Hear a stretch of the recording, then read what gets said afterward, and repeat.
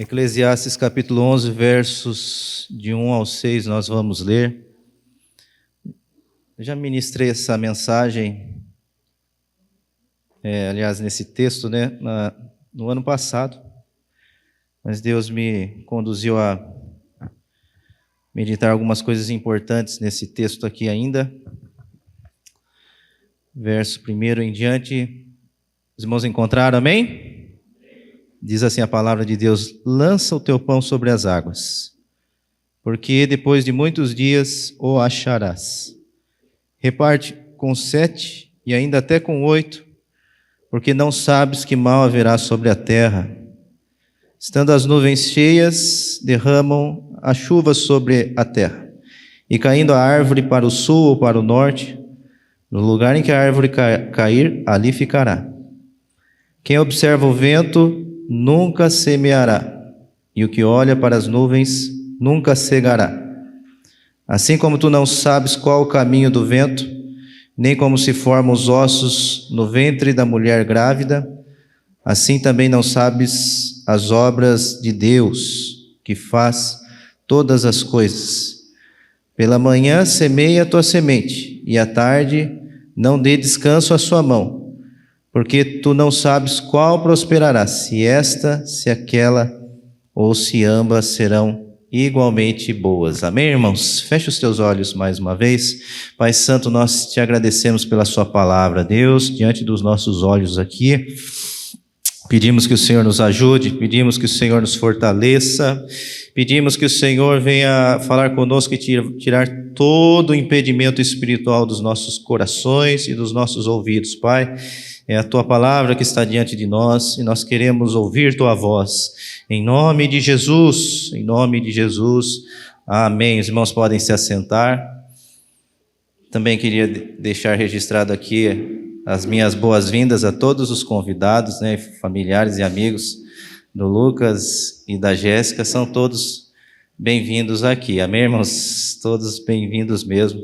Estamos muito felizes de tê-los conosco essa noite e poder juntos, presenciar e abençoar a vida da Sofia, presenciar esse momento de consagração e abençoar a vida da Sofia juntos. Amém? Então, que alegria grande, por esse momento. Irmãos, eu queria compartilhar com os irmãos a palavra de Deus sobre o tema: o que Deus espera do semeador. O que Deus espera do semeador. Primeira verdade que eu queria que você guardasse em seu coração sobre as sementes que são descritas aqui nesse texto é que elas são dadas por Deus a todos os homens. É como se cada pessoa recebesse um cesto, e um cesto cheio de sementes que Deus lhe deu. Foi Deus quem deu. Todos têm um pouco. E você, com certeza, recebeu a sua porção. Então, Deus deu sementes a todos. Todos somos semeadores. E as sementes que nos foram dadas por Deus. Mas a segunda verdade que eu queria que você entendesse comigo essa noite, antes de nós olharmos para o texto, é que essas sementes representam tudo o que Deus nos deu, desde os recursos exteriores, bens materiais, valores monetários, dinheiro, até os recursos interiores, as suas habilidades, os seus dons. Essas sementes representam essas duas facetas da sua vida. Aquilo que você tem no sentido externo, propriedade, dinheiro, bens materiais, o que você tem. E aquilo que você tem no sentido intrínseco da coisa, interior, está por dentro, seus valores internos, suas habilidades, seus dons. Deus deu, tanto no âmbito interno quanto no âmbito externo, para todos os homens sementes. Essas sementes representam, então, essas coisas que você tem, né? E aqui no texto que nós lemos, o escritor sábio Salomão, ele fala sobre, de forma poética até, né?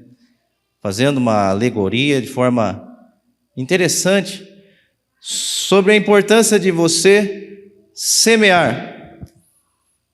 E tendo em vista que eu e você somos semeadores, e Deus nos deu sementes, é importante nós refletirmos essa noite sobre o que Deus espera de mim e de você como semeador na jornada da nossa vida. O que Deus espera, né? Sementes foram colocadas em nosso cesto, o cesto da nossa vida. Agora, o que Deus espera de mim e de você como semeadores na face da terra? E a primeira coisa que eu queria que você aprendesse comigo, comigo essa noite, é que Deus espera que você use as suas sementes como instrumento de investimento, que você invista as suas sementes. Você veja comigo aí no verso 1, que essa verdade está clara aí. Ele diz assim: lança o teu pão. O pão representa as sementes aqui. Lança o teu pão sobre as águas, porque depois de muitos dias você o achará. Em outras palavras, ele está dizendo: invista as suas sementes. Seja um investidor. Aqui é curioso, irmãos, que quando o escritor está falando lança o seu pão sobre as águas, muitos estudiosos bíblicos concordam que ele estava se referindo a uma prática que era muito comum nesses tempos antigos e ficou famosa no Egito. E quando o rio Nilo se enchia, né, estava ali em tempos de cheia, muitos agricultores lançavam as sementes à margem do rio, sem medo de perder, porque era um rio, né? Então a correnteza leva boa parte delas. Só que quando as águas baixavam, aparecia o prado, aparecia também os brotos das sementes que foram lançadas ali. E há um tempo para você poder perceber de novo essas sementes, o fruto delas, que é quando ela germina na terra, né? E ela nasce, cresce, né? E você pode então colher aquela uma semente lançada, você vai colher um feixe ali, né? Você vai poder recolher algo. E é por isso que o escritor então diz: lança o teu pão sobre as águas, porque depois de muitos dias o acharás. Mas eu quero que você perceba, irmãos, que esse ato de lançar o pão sobre as águas, para você investir dessa forma, como o texto está descrevendo aqui, é necessário que você não coma todas as sementes. Porque semente é comida, né? Não por acaso ele fala aqui o teu pão sobre as águas. Porque a semente é comida. Aqui no Brasil nós comemos sementes, né? O principal cardápio do brasileiro são 2 cereais, né? É o arroz e o feijão, não é? O principal bebida do brasileiro também é um fruto que é muito utilizado, é um fruto que também tem as suas sementes, que é o café, né? Então veja, irmãos, que nós comemos o cereal. Nós comemos também a semente do trigo, que é de onde fazemos as massas, que é de onde fazemos o pão. Nós nos alimentamos dela, e é necessário que nós nos alimentemos. Mas a lição que fica aqui para nós é: para você poder investir suas sementes, é necessário que você não coma todas as sementes. Porque se você comer todas as sementes, você não vai recolher para além. E eu queria que você prestasse atenção lá na introdução, quando nós falamos sobre o que representa essas sementes, os recursos exteriores, os recursos interiores, para você perceber que comer as sementes, portanto, significa você apenas trazer somente para si tudo que você possui, dado por Deus a você, e você investir apenas em si mesmo, no seu próprio bem, às vezes no seu próprio âmbito familiar, e não investir essas sementes para que elas produzam mais. Não lançá-las, né? É necessário que você não coma todo o pão, que você lance pães sobre as águas. É necessário também, irmãos, que você tenha coragem, porque ele diz, lança o teu pão sobre as águas, o rio que leva essas sementes para mais distante, né? Para um lugar mais longe. Para você lançar o pão sobre as águas, você vai ter que ter coragem, porque o receio é de que você não veja o fruto disso, né? O que você joga no rio, geralmente a correnteza leva embora para bem distante. Mas dentro do contexto, até daquilo que nós aplicamos aqui, no contexto histórico, no Egito e nesses povos antigos, lançar o pão sobre as águas, apesar de exigir coragem, não é uma coisa que você vá perder, você vai recolher com certeza, pela graça de Deus você vai recolher.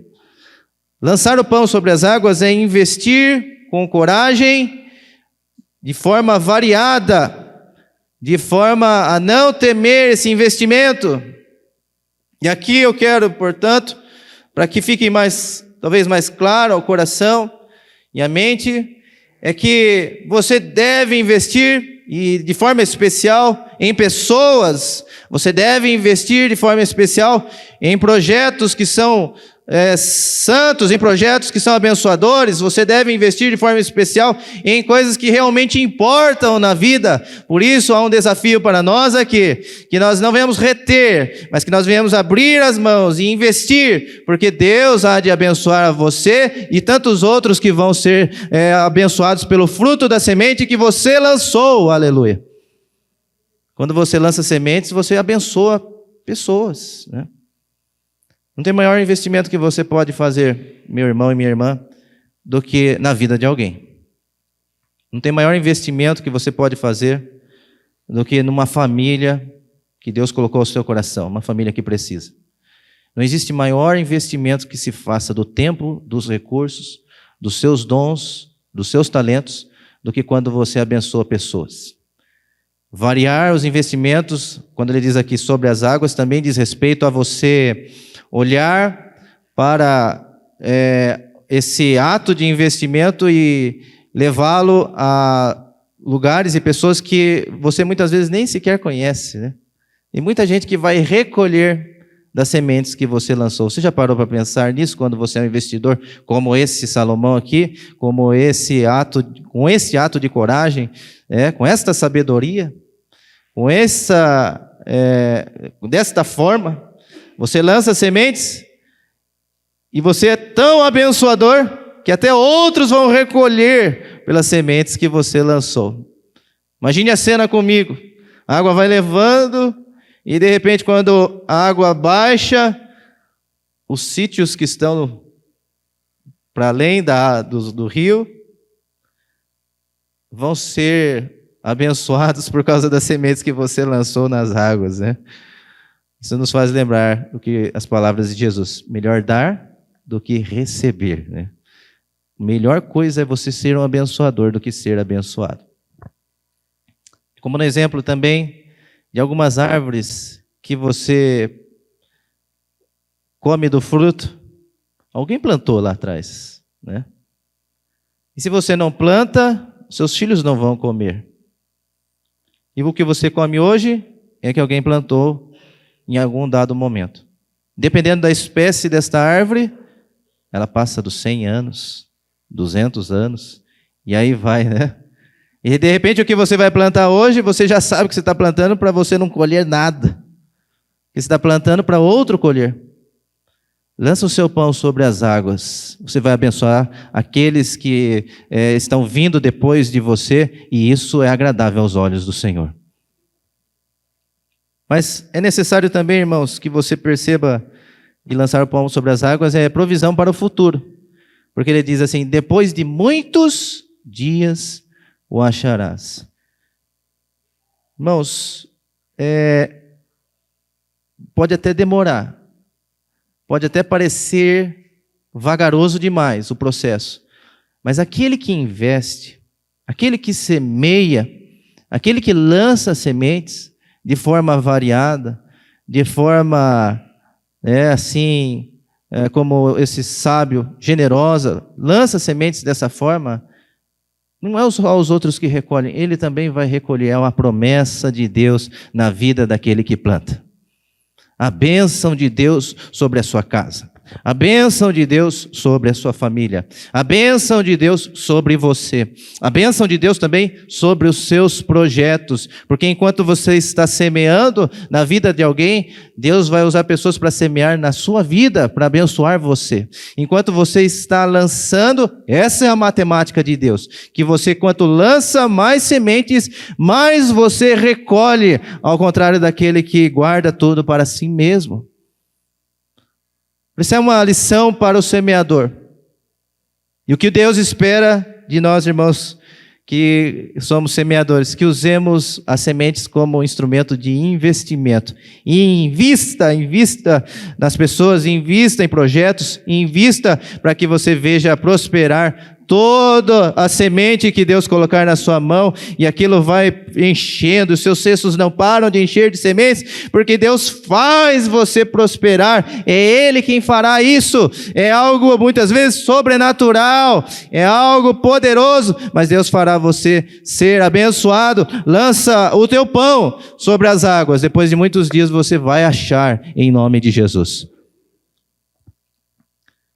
Mas eu queria que você visse comigo uma segunda lição acerca desse texto. O que Deus espera do semeador? Em segundo lugar, que use as sementes com generosidade. O versículo 2, ele diz assim: reparta com 7 e ainda com 8, porque você não sabe que mal haverá sobre a terra. Que as sementes nas nossas mãos, irmãos, sejam uma oportunidade de nós sermos generosos. Que aquilo que Deus nos deu, sejam os valores internos ou os valores externos, sejam enxergados por nós como uma oportunidade de agirmos com generosidade. A generosidade é repartir com muitos. Isso é generosidade, né? Por isso que ele diz aqui, reparta com 7 e ainda com 8. Esse numeral é representativo, é para mostrar para nós que nós devemos fazer ainda mais, muitas vezes, do que nós estamos fazendo. Reparta com muitos. Que as sementes nas suas mãos seja um instrumento de generosidade.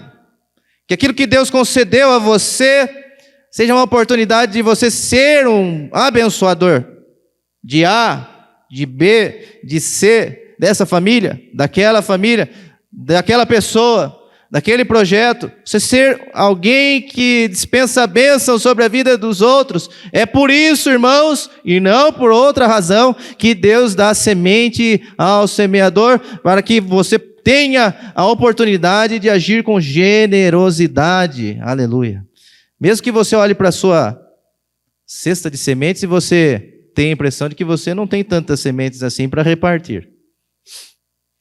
Aí eu sempre me lembro quando o apóstolo Paulo fala a respeito da igreja da Macedônia, se não me engano, 2 Coríntios capítulo 8, quando ele diz que aqueles irmãos da igreja da Macedônia, que eram pobres, foram informados de que os irmãos de Jerusalém estavam passando por uma grande crise financeira.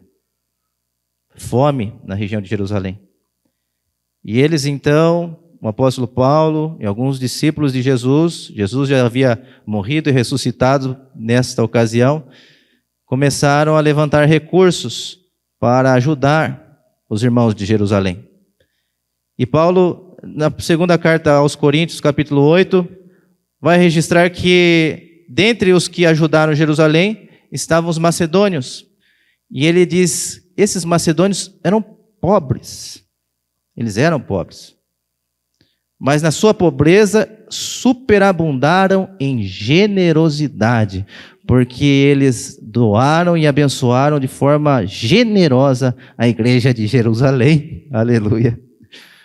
Assim como aquela pobre viúva que Jesus, parando do lado do gasofilácio no templo, e esse texto está registrado nos evangelhos, ficou observando as ofertas que eram lançadas no gasofilácio. E vários ricos vinham e lançavam grandes quantidades, diz o texto. E Jesus, olhando os valores, e de repente uma viúva pobre foi lá e lançou 2 moedas de prata. E Jesus então chama a atenção de todos e fala: essa viúva pobre deu mais do que todos aqui.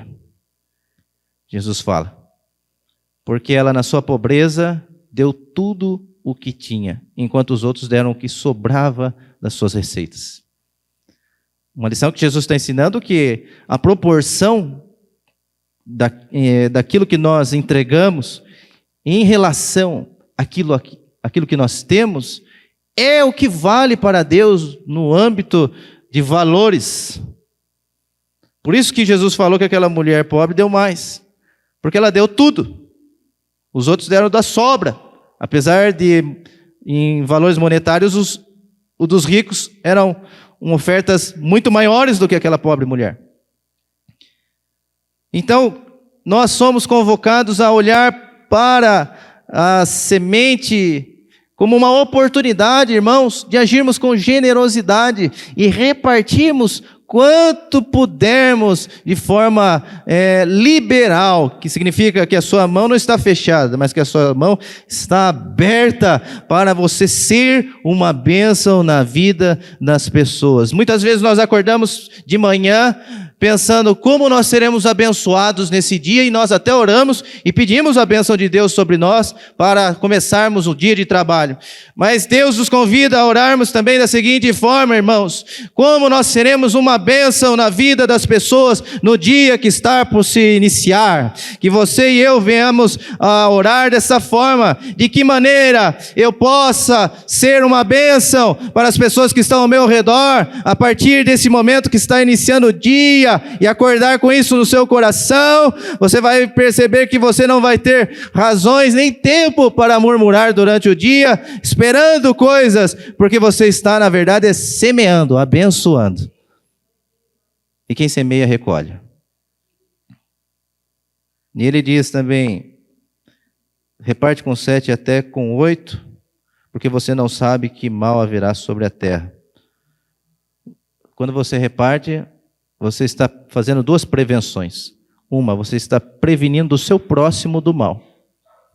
O que no coração daqueles que creem em Deus é o mais importante. Está prevenindo o seu próximo do mal. Segundo, quando você reparte, você está prevenindo a si mesmo do mal. Porque quem semeia, colhe. Porque quem reparte é abençoado.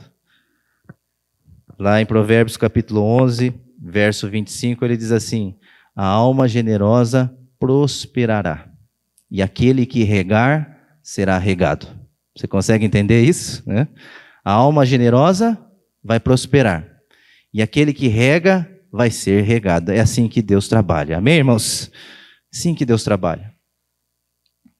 Uma terceira lição que eu queria meditar com você, do verso 3 ao 5, é que o que Deus espera do semeador é que este não espere condições perfeitas para semear. O que Deus espera de mim e de você como semeadores? Que nós não fiquemos esperando as condições ficarem ideais, as condições perfeitas para agirmos como semeadores. Não espere, senão você não vai semear. Olha o exemplo que eu acabei de dar, né, da pobre viúva. Não espere você chegar num patamar para dizer: agora sim eu vou começar a ser uma bênção na vida das pessoas. Não espere você chegar numa condição para dizer: agora sim eu vou começar a trabalhar.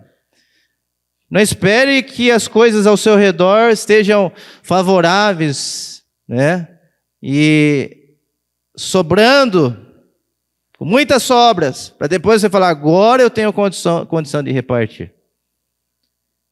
O texto no verso 3 diz assim: estando as nuvens cheias, derramam a chuva sobre a terra. Estando as nuvens cheias, derramam a chuva sobre a terra. Você não pode controlar os resultados. É certo que haverá ganhos. As nuvens estão cheias, sinal de prosperidade. Deus vai fazer chover, como diz aquele ditado popular, na sua horta, amém, irmãos? Deus vai fazer chover no seu terreno. Deus vai fazer chover sobre as sementes que você lançou, e vai prosperar, e vai ser uma bênção. Deus vai fazer multiplicar. Estando as nuvens cheias, derramam água sobre a terra. Você não pode controlar os resultados. Não é você que tem controle sobre as nuvens. É Deus que tem controle sobre as nuvens. Não é você que vai controlar quando que vem o tempo de água sobre a terra. É Deus que controla isso. Mas você pode estar descansado que você, no papel de semeador, só tem por compromisso semear de fato. Semear. Os resultados não pertencem a você, pertencem a Deus. É certo que haverá ganho na sua semeadura, aleluia. É certo que você vai recolher. É certo que as sementes vão germinar e vão se multiplicar. As nuvens se enchem, Deus faz isso acontecer. A água cai sobre a terra e a bênção vem também. Mas é certo também, e essa é uma notícia que nós não gostamos muito, que haverá prejuízos também, né? Você não pode controlar os resultados. Haverá prejuízos também. Ele diz aí na parte B do verso 3: caindo a árvore para o sul ou para o norte, no lugar em que a árvore cair, ali ficará. Essa ideia da árvore cair é que às vezes a tempestade vem forte e ela não traz apenas a bonança de sementes frutificando e multiplicando e tudo saudável. Às vezes vem tempestade, às vezes vem destruição pelo caminho, né? E o que for feito será. Você não tem controle sobre isso.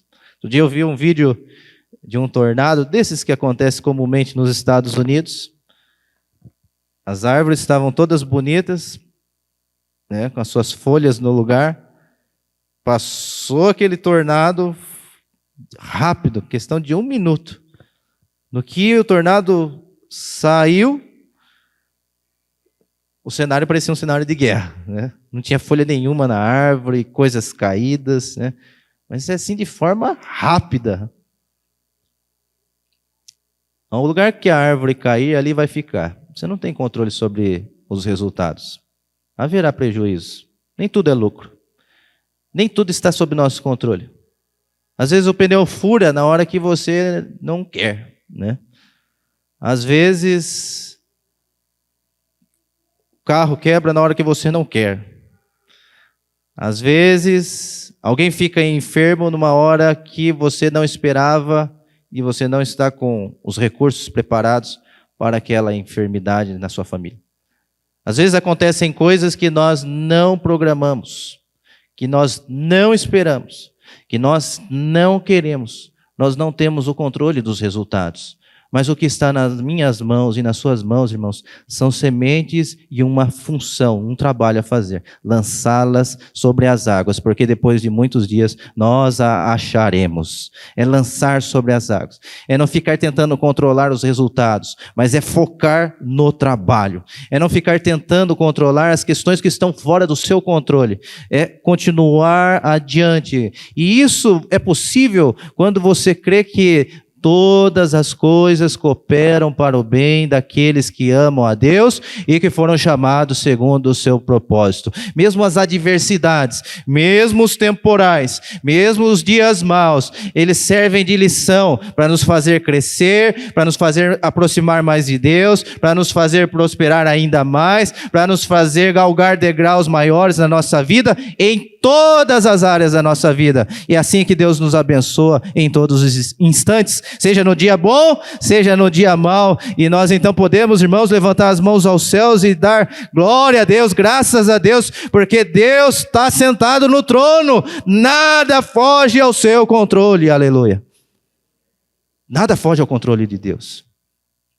Os governos mudam, as leis são frágeis, a justiça está, às vezes, em decadência, mas o Senhor dos Exércitos continua sentado num alto e sublime trono, governando todo o mundo e governando a minha vida e a sua vida e nos fazendo avançar mais e mais. Por isso, irmãos, não deixe de lado aquilo que Deus colocou às suas mãos, que é lançar sementes, que é ser uma bênção, que é exercer o seu dom, que é exercer o seu ministério, que é exercer as suas habilidades, pô-las para funcionar, que é fazer aquilo que Deus espera de você, que é usar dos recursos e das coisas que Deus colocou na sua mão para que você seja uma bênção. E quando a Bíblia diz assim, ó, que é melhor dar do que receber, é porque você se sente muito melhor e abençoado e útil,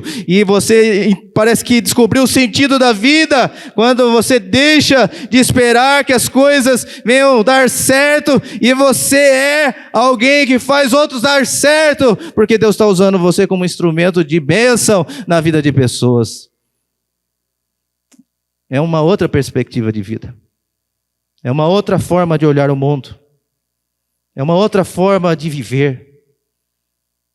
E eu e você podemos, irmãos, posterior a isso, deitar a cabeça no travesseiro e descansar e dizer, graças a Deus, venci o dia, porque eu pude ser uma bênção, Deus me deu de viver uma nova vida, aleluia, isso é nova vida em Cristo Jesus, glória a Deus. Não espere as condições estarem perfeitas para você semear. No verso 4, ele ainda diz assim, quem observa o vento nunca semeará, e o que olha para as nuvens nunca ceifará. Eu sempre quando eu vejo esse versículo aqui, eu lembro daquele vídeo que até viralizou, daquele peão que olha uma nuvem lá longe, e ele fala para o companheiro, nem lembro o nome que ele fala, João, hoje não vai dar para nós trabalhar, está vindo um temporal, o céu estava azul e lindo, né? E uma nuvenzinha pequena lá distante, daquele que não quer trabalhar, né? Quem olha o vento nunca vai semear. E quem olha as nuvens nunca vai cegar, nunca vai ceifar, nunca vai colher. Você não pode ficar parado. Cautela demais também é prejuízo. Fica olhando muito. Observa demais, espera as condições estarem ideais, aí você não semeia. Aí passou a estação própria de lançar as sementes e você não fez o seu trabalho. Aí chega o tempo que era o tempo da colheita, não há o que colher, não foi semeado nada. Porque observou demais, ficou esperando as circunstâncias estarem totalmente seguras nas suas mãos. E como a gente gosta de segurança, esses dias eu estava ouvindo um pregador instrutor motivacional, Ele falou uma verdade que muita gente ignora. Não existe estabilidade. Aí ele olhou para a Bíblia e, se você for ver os personagens, onde tinha estabilidade em Abraão, por exemplo, irmãos? Quando Deus chamou ele para sair do meio da casa dele, Abraão, Deus disse, sai do meio da tua terra, da tua parentela, vai para um lugar que eu ainda vou te mostrar. Ele foi convidado a sair da casa dele para um lugar, esse era o projeto de vida de Deus para Abraão, que ele ainda ia mostrar. Ele nem sabia para onde ia, só obedeceu. E ele nem sabia o que havia de viver nesse trajeto. Só foi. Pela fé. Não é à toa que Abraão é conhecido como o pai da fé. Pela fé, ele só foi. Só foi. Irmãos, não existe estabilidade. Nós ficarmos presos a essa concepção de preciso estar estável, você não vai semear. Só se o vento estiver favorável, só se tiver tudo dentro dos conformes, dos meus conformes, aí é que eu vou sair para a batalha e lançar sementes. Não, não é assim que Deus espera de nós. Deus quer que nós venhamos lançar as sementes, mesmo quando as coisas não parecem estar de forma ideal, porque senão nós vamos perder a oportunidade. Você não pode ficar parado. Cautela demais também é prejuízo. Tem uma frase que diz assim: pior que uma decisão errada é uma indecisão. Quando você fica parado demais. E tem uma frase popular que diz assim: só erra quem tenta. Só erra quem tenta. Quem não tenta, está 100%, está com o seu grau de sucesso em 100%, porque ele nunca errou, né? Nunca tentou. Está no mesmo degrau a vida toda, não avança degraus maiores, porque tem medo de errar, porque tem medo do que vão falar, porque tem medo do que vão dizer, porque tem medo da opinião alheia, porque tem muitos medos. Só erra quem tenta. Você não pode ficar parado. Se você ficar observando demais o tempo, o clima, você não faz o que precisa ser feito. Você não avança. Eu lembro um dia, irmãos, quando nós estávamos reformando a fachada da igreja, e eu queria muito pintar um trecho ali da fachada que ainda não tinha sido pintado. Se eu não me engano, era o chão. Era o chão mesmo do nosso estacionamento. E aí, eu acordei cedo aquele dia e as nuvens começaram a se fechar. E já tinha chovido um dia ou outro nos dias anteriores. E eu me lembrei desse texto aqui: quem olha demais para o vento e para as nuvens não semeia, né? E nem colhe. Aí eu pensei comigo assim: eu acho que dá tempo, porque o sol tá forte, dá tempo de eu pintar, dá tempo de secar, e eu não vou perder o dia por causa da formação das nuvens. E pela fé eu fui, irmãos, e a gente fez a tarefa, concluiu. E era só aquelas nuvens passageiras mesmo. Elas vieram, passaram, foram embora e não derramaram uma gota sobre o chão e a tarefa ficou pronta. Quem olha demais para o tempo, para as condições, tem muito receio, tem medo de perder, não consegue semear, por consequência não consegue colher. Sua colheita sempre será mirrada, porque sempre semeia pouco, porque observa demais, com muito medo, e com excesso de cautela as coisas que estão acontecendo ao seu redor. Mas o verso 5 também nos ensina uma lição ainda nesse tópico, que é quando ele diz assim: assim como tu não sabes qual o caminho do vento, e nem como se formam os ossos no ventre da mulher grávida, assim também não sabes as obras de Deus que faz todas as coisas. Aleluia. Você já pensou? A Jéssica, que apresentou a sua filha hoje ao Senhor, se ela ficasse preocupada, será que Deus colocou o osso no lugar certo aqui? Como é que será que Deus lembrou de estender os nervos lá e acolá? Irmãos, não dorme, né? Morre de preocupação. Nós não sabemos como são formados, né, dentro do ventre da mulher, mas são formados. O nenê vai se formando, aquilo, né, de forma milagrosa, e é a maior, talvez, bênção que Deus nos concedeu, é a formação de uma criança que vem a nascer, uma vida nova. Você não sabe exatamente como Deus fez cada coisa e colocou cada coisa no lugar, mas Deus fez, né? Deus fez. O resultado nos alegra, né? O resultado nos traz graça, o resultado nos abençoa. Irmãos, por isso você não sabe quais são os desígnios de Deus, se concentre apenas em semear, se concentre nisso, né? O papel da grávida, portanto, é se alimentar bem, cuidar da sua saúde. Ela não tem como se preocupar com como o neném vai ser formado em seu ventre, porque isso pertence a Deus, e há muitas coisas são desígnios de Deus. Você não tem por que ficar preocupado, é Ele quem vai fazer, e você deve se concentrar naquilo que Deus deu às suas mãos. Semeie em nome de Jesus.